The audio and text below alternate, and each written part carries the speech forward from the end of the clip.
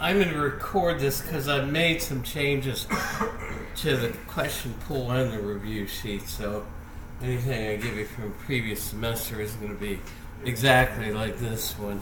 So let me go over this kind of quickly, but I'm recording it so you can play the integrity file over again. So remember, your exam is on Friday, December 14th, a week from today.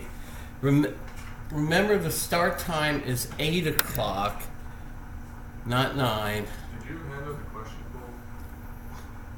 Yeah, I just did that. I don't think we have anything. Yeah, we should. I gave one person 3 of them. So here's 2. So pass them. Oh, It's his fault. but.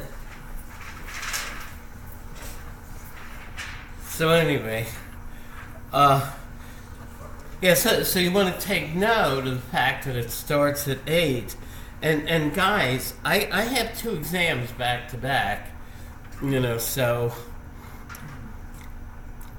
I could not stay late that day for your exam, even if I wanted to. I got to go across the hall and get another one started at 10. So 8 to 9:50, somebody walked in. It's up there on that desk. Okay, so part of the review I'm going to do is go over a little bit of what we're looking for in these.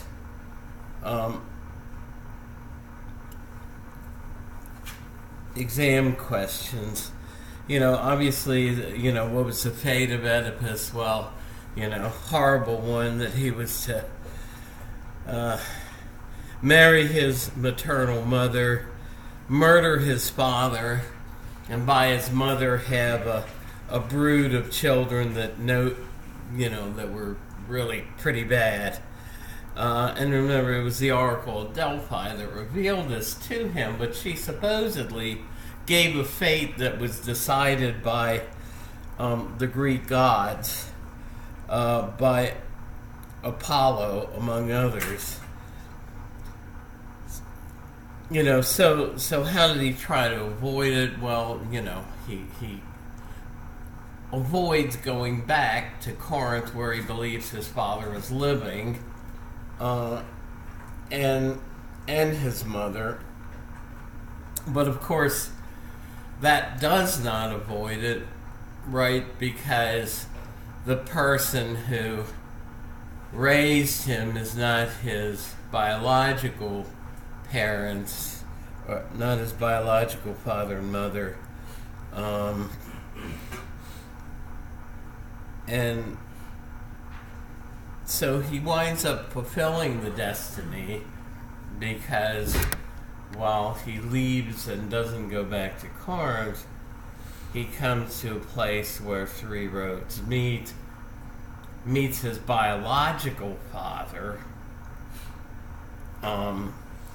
They get into an argument, and it comes to blows, and he ends up killing his biological father, fulfilling that part of the prophecy. And of course, his biological father had it revealed to him that his son would murder him, and so he tries to avoid his fate by leaving,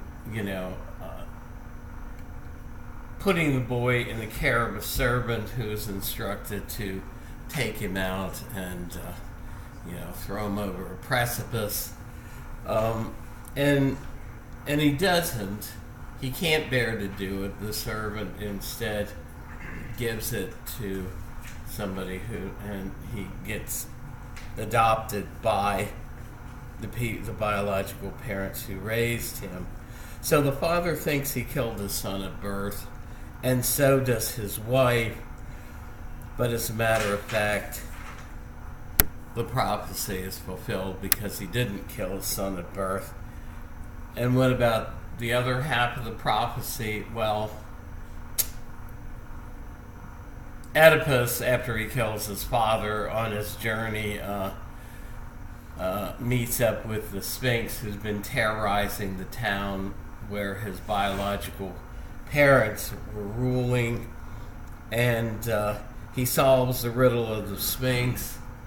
You know, what walks on four legs in the morning, two legs in the midday, and three legs at night, and it turns out to be man himself, or human beings who crawl on all fours as a baby, walk on two legs most of their life, and if you're an old man or woman walking with a cane, you're walking on three legs. The Sphinx is so nonplussed that it kills itself, and so he saves the city and is rewarded the widowed queen as his wife. And of course, the widowed queen turns out to be his biological mother. And they don't discover this till years later. And so, for free will, notice the thought is that if some God has determined your fate, even if you try to make other decisions to avoid it, you're not going to be successful. That fate is going to be fulfilled, regardless of what you try to do to avoid it. So in a sense, you cannot make free choices that would avoid a fate that's already determined for you. So that's how it fits into the free will debate. Iacocca doesn't want to know. She is in denial, whereas Oedipus tries to find out what's going on, because throughout the play, little hints are dropped, and eventually when he finds out, he goes and plucks his eyes out and runs into the wilderness. And his wife, when she finds out what has really happened, that she's been living in an incestuous relationship with her biological son, she commits suicide. So even in ancient Greece, this kind of incest was not morally condemned. So those are some of the things you'd want to keep in mind if you choose question 1. There are a number of ways to answer question 2, and you could bring in things like fate, but also, if you're a believer in astrology, that the universe has determined your fate, you can bring that in. Now, we didn't get into the type of fatalism that you find in some religious beliefs, that there's a karma determined for you. But that's another way people have answered too. So I'm not going to go into a lot of detail into. 3, go over it real quickly. How would a hard determinist like de Holbach or Laplace reply to any or the following? So I say any or the following because if you think you can say a lot about one of these, then maybe you can find your discussion to one or two of them. But just briefly what I had in mind, in other words, these are some of the ways people reply to hard determinism. When I make a choice, I have a strong inner conviction that I could have chosen differently. In other words, when I look into myself, I know I'm making my choices freely. Well, of course, what's the line of hard determinists like de Holbach about this deep inner conviction we have that we're acting freely? Well, it's basically that we're kidding ourselves in doing so. That, and we'll go over the de Holbach part. on the review sheet, but basically for him, the laws of nature are so rigid that we don't make any free choices at all. And the inner conviction that we have that we are is just a self-delusion, in other words, for them. So that would be the direction to go with A. With B, the fact that I can deliberate between options, should I do A, should I do B, before making a decision, proves that I am not determined in my choice. Well, here again, the thought is that given the same causal history, if you chose to do B, even though you think, well, I was deliberating between whether to do A and whether to do B. Suppose doing B is going to Coppin, and you were accepted at Morgan. You said, I was deliberating between Morgan and Coppin, and I chose Coppin. But I know, because I was going through this deliberation process, that I could just as easily have chosen Morgan. Well, the point of view of the hard determinist is you could not have chosen Morgan. If you chose option B, given the same causal history, you're determined to choose B. And there again, your belief that you genuinely deliberated over two or more options is another case of self-deception for hard determinists like the Holbach. C, that it is often hard or even impossible to predict another person's behavior, shows that we're really making our choices freely. Well, we've talked about that. And again, you can bring up things like Laplace's demon, right, who's like a big supercomputer. We may not be able to predict another's actions, but the thought is a supernatural being like Laplace's demon could, because in principle everything's predictable on hard determinist view, because everything is predetermined by the laws of nature.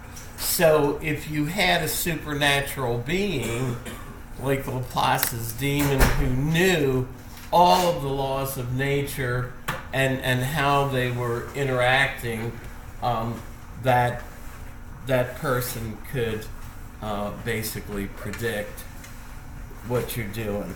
So, so those are some of the ways that a hard determinist would answer things. And 3, for people who walked in, there's some up in front there, or you can get them from me up here. For 4, I'm a number of you watched the makeup assignment there on Clarence Darrow and the hard determinist, so I'm not going to spend much time on 4, but you can decide whether you agree or disagree. Yeah. So the question for 4 is basically asking if we agree or disagree with their choice and make that because they're mentally ill. Is that like what it's basically saying? Well, do you agree with Clarence Darrow that it's basically that the real blame for what these 2 young men did lies in back of them in their causal history, which would be their family environment and their genetic background? Yeah. In other words, do you agree with Darrell that that's where the real responsibility lies? So we should not be giving them the death penalty for this choice, because to a certain extent it wasn't their choice. What really made the choice for them was their causal history. I mean, this is, the hard determinist view that Darrow was trying to use to argue for commutation of their sentence. So, does that kind of answer where you were going on? Okay, so number 5 and 6, we did a lot. I'm going to go to some of the other things in the review sheet, but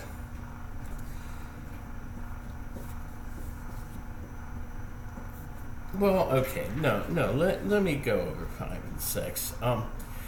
Calculus of pleasures, hedonic calculus, happiness calculus, number of different names for Jeremy Bentham's thing, but this is a way that he wants us to be able to work out and make a decision using utilitarian reasoning, especially using it as a hedonistic utilitarian, and using the only thing that mattered to Bentham was the quantity of pleasure here. So note that Bentham would say, if we take into account things like the intensity of the pain or pleasure, its duration in time, its certainty or uncertainty. Some of his other marks were whether or not a pain or pleasure would be followed by something of the same kind or different. In other words, I have to watch out. I rarely drink wine anymore because I have problems. I can get headaches the next day due to the nitrites, and it doesn't seem to be very predictable, so I just stay away from it. So in other words, if you say, well, it would be enjoyable to have a glass of wine with dinner, but if it's going to be balanced out by you're having a headache most of the next day, maybe you're going to pass on it, So these are some of the things that Bentham thought we take into account, and that would give us our numbers. But we really saw that one of the reasons people don't use this more today is making the exact numerical comparisons that Bentham thought we could make is just way too optimistic. There's no objective way to say what a hedon is, a unit of pleasure, or a negative hedon, a unit of pain. And if there's no way to specify what one countable unit is, there's no way to tell how many hedons you have. So that part of the program seemed too optimistic and unrealistic. So those are some things to bring in. By the way, I say show this using a concrete example. And if you're inclined to be creative, I've had some good examples come in over the years where students, in answering question 5, will look at as an example that example in the PowerPoint about whether or not to stay home and read the book or take your nephew to the circus, and figure out, well, what would be a comparable decision, that I could use as an example of how we would use Bentham's hedonic calculus. Okay, so we already talked about some of the problems. Pains and pleasures are subjective. So, they're not open to intersubjective confirmation in the way measuring the temperature in a room is, or setting a standard for degrees Celsius. You can't do that with a hedon. But we said you can overcome some of these difficulties by basically doing a cost-benefit analysis, and instead of talking about the good in hedonistic terms, promote happiness over unhappiness, you can talk about the morally good course of action is the action that gives you the most economic benefits for the least costs for all concerned. Okay, so I got some of the pages on some of these, but most of them you can get the pages from the syllabus. And 6, again, if you're going to do 6, remember I gave you a link in that announcement to to the video on this. You can go back and basically 6 asks you to weigh in on a scenario that's not significantly different from the one in that video. Now, look, there's a reason why I have this in boldface on the bottom. Anything can happen with an email. Let me tell you, in the old days, they used to have our email boxes out in the middle of the hall. Not our email boxes, but our regular mailboxes. And I would get students who would turn in late essays, in May, and I'd come back, because I wasn't teaching summer classes. I'd come back, and there they are, still sitting there in September, and I guarantee you they didn't get credit for them, And anything can happen. Even and frankly, sometimes I just don't have a lot of time left at the end of the semester to go hunting around on the internet for somebody's late essay. Do they send one earlier for test 1 by email? Well, I don't have time to go back on the internet and do an email search. So when I say your essay must be turned in by the end of the exam period in order to guarantee that it'll be counted, that's the only way I'm making any guarantees. Yeah, you can try to do something later, but let me tell you, it's in the old days, we used to have to turn in our grades everywhere I taught on a physical piece of paper, and the registrar's offices would not accept a fax or anything like that. You had to physically come in and turn it in. Well, when that happened, sometimes I would try to get there early enough to make a last check of my mailbox, but we don't do that anymore. Once we leave the exam period, we're turning in those grades online, So anyway, late essays emailed to me or left in my mailbox may not be counted at all. So you want to, if your tendency is to procrastinate, you want to fight that tendency. Okay, so let me go over. I did a lot on free will and fatalism. Again, the practical consequences that it hooks up with moral and legal responsibility. Fatalism, there are various definitions, but it's the view that some other entity, either in the case of astrology, the universe itself, or in the case of Greek mythology, the Greek gods, have decided a destiny, a fate for a human being. And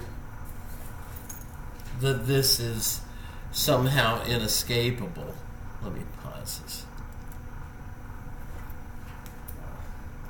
For the sake of time.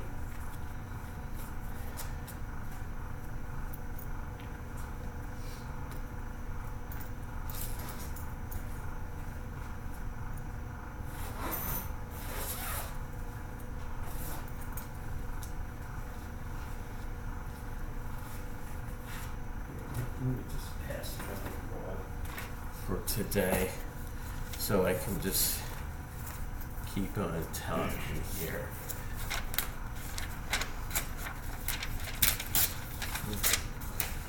So, I'll date it if you decide to print your name and pass that around. And again, for folks who are late, I I do have the pretty much everything graded, and pass that out. Let's see. Hold it. How come?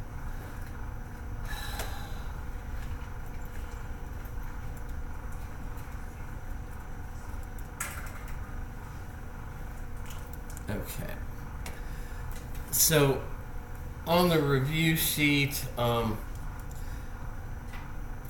just for the recording, so we saw that it was the Oracle at Delphi for Oedipus, and there was a different prophet, but it's the same thing. They're supposedly revealing the fate that the gods have laid down for these people.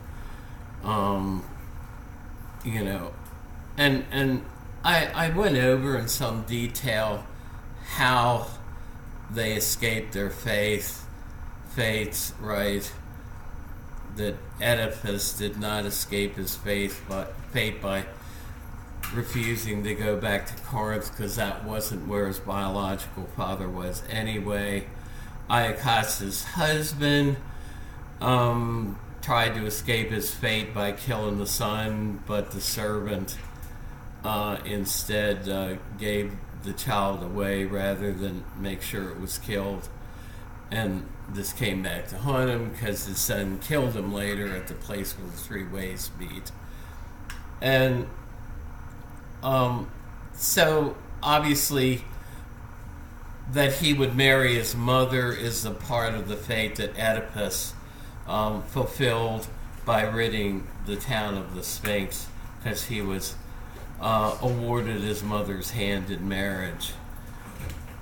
So they tell us again that if there's a fate that the gods have determined for you, that you there's no way you can make free choices that avoid it. Okay. Let me go over the Holbach real quick, and then I wanted to point out a couple of things real quick about the readings that I did last time, because the stuff I highlighted, let me mention it, the stuff I highlighted from the book on utilitarianism is shaded, it's highlighted in yellow in the selections from Bentham and Mill that's in your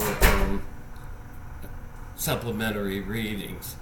But real quick, our connection with the universal and immutable laws of nature, necessary for the Holbach, is that we're part of nature. We're basically just material beings subject to nature's laws, like anything else in the material universe. Can we swerve even from a moment from the line that the laws of nature draw for us and force us to walk? No, since they never quit and they never stop, and we're every moment subject to these laws, we can never swerve from them. So there's nothing about us that enables us to make a free choice independent of the laws of nature. And so if will is a modification of the brain and the brain is part of the material world, can we ever emancipate ourselves from the laws that govern the material world and our will? And of course his answer is no. And this is why Darrow used this, because the implications for criminal behavior are if these environmental and general genetic factors render us criminal. For somebody like the Holbach, that's going to happen. It's causes in our background that are going to make us criminals. And he says that we preach virtue to somebody in vain if the causal factors in their genetics and environment have determined them to be criminals, they're going to be criminals.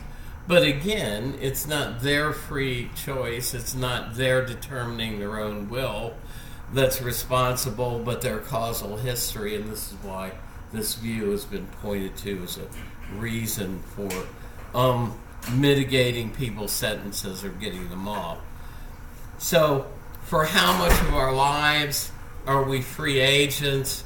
Well, the answer for somebody like the Holbach is we're never free agents. So we just went over a lot of this, so I'm not gonna go over this too much, but again, the relationship between an action's result and its moral rightness or wrongness are that consequences are the only thing that determine the moral rightness or wrongness of an action for a consequentialist. Don't worry about non-consequentialist theories. We didn't get to any, so I'm not going to ask you a question on that.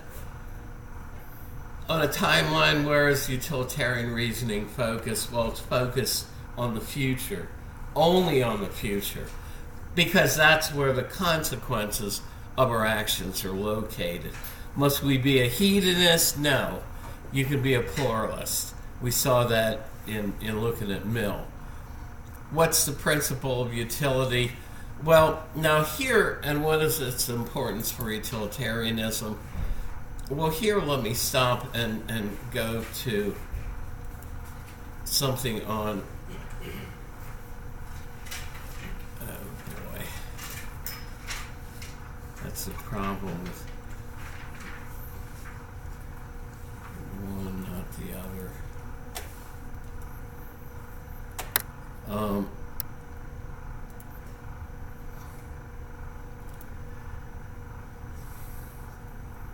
All right. This won't allow me to open multiple things. So let me go back to Blackboard for a second. Well, no. Basically, if you look at the readings online, the principle of utility is highlighted as one of the highlights. For Bentham, the principle of utility presupposed hedonism.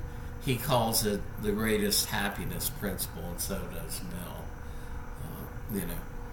So we saw for him a hedon's a unit of measure in his calculus of pleasures, and we make calculations in hedons to him. And I already earlier in the period talked about some of the problems that arise in specifying what a hedon is. Do we have direct duties to non-human animals? Some of you wrote on this. For him, yes, because the important thing is not whether non-human animals have a language or whether they can reason, but whether they can feel pain and pleasure, whether they can suffer. That's why utilitarianism has been used by many contemporary animal rights activists like Peter Singer to argue for their cause. So how did Bentham and Mill differ? Well, for Bentham, you want to remember the word quantity or quantitative. For Bentham, the only thing that matters is the quantity of pleasure. For Mill, there are qualitative distinctions. He tried to defend utilitarianism against the point of view that it gives us a low view of humans by saying there are higher and lower pleasures, and the higher pleasures are pleasures that humans can benefit from and enjoy that really don't affect non-human animals to any great degree. But we saw this effectively abandons his hedonism, because when he says it's better to have a lower amount of pleasure, but have that pleasure be qualitatively higher, like Socrates discussing philosophy, you're saying that whatever makes these higher pleasures valuable, it's not pleasure alone. And so you're abandoning the hedonist standard that pleasure alone or happiness is good in and of itself. So anyway, that is enough for today. Again, let me stop this.